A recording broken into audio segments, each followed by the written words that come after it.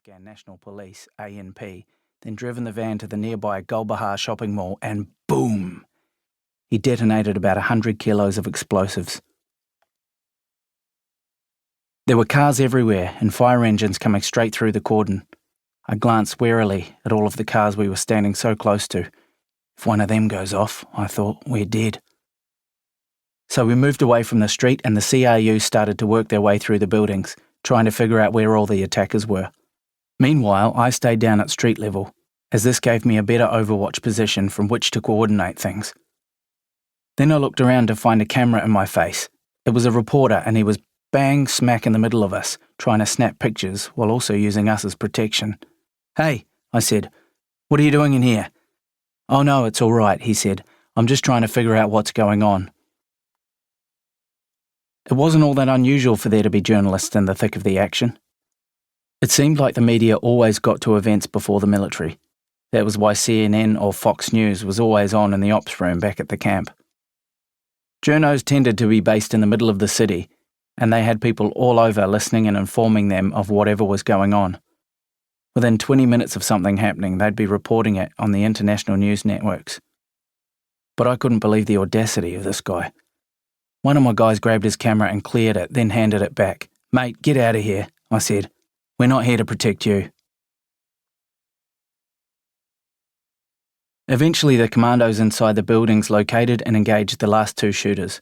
But once the Americans at street level started using a mounted 50 cal's fire support towards the second floor at close range, I pulled my guys out.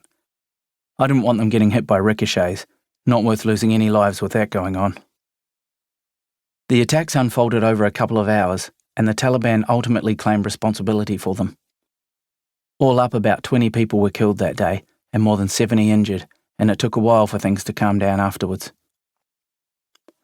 Once the buildings were cleared, another SAS soldier and I went over to have a look at them inside.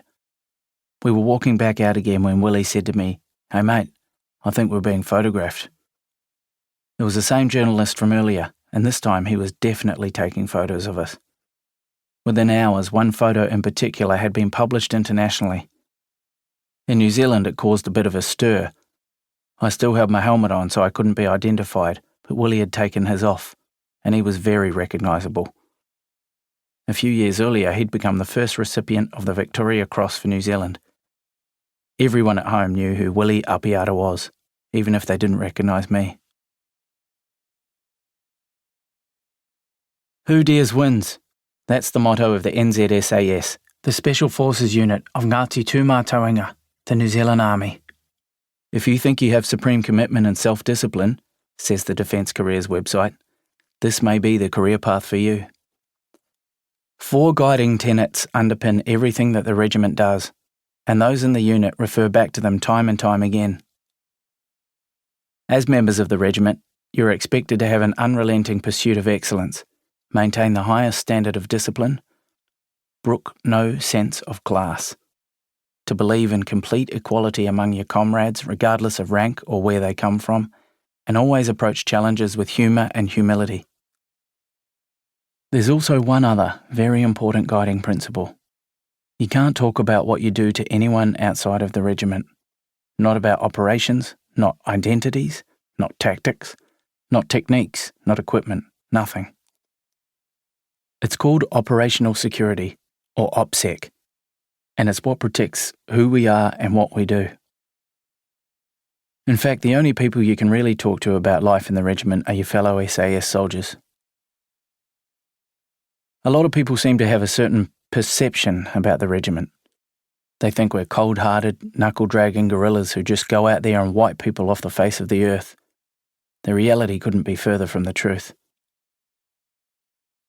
As well as making it through a grueling 9-day selection course, then an 11-month cycle of training, you need to demonstrate high levels of intelligence, skill and integrity to get into the regiment. And the longer you stay, the higher those levels are expected to be. You're always under the microscope. You've got to work really well both individually and as part of a team. You've got to be able to make well-considered decisions quickly. And you've got to be tough mentally. The regiment needs to know that if they're sending you away by yourself, then your mission is going to be achieved, no matter what. It's tough. That's the job.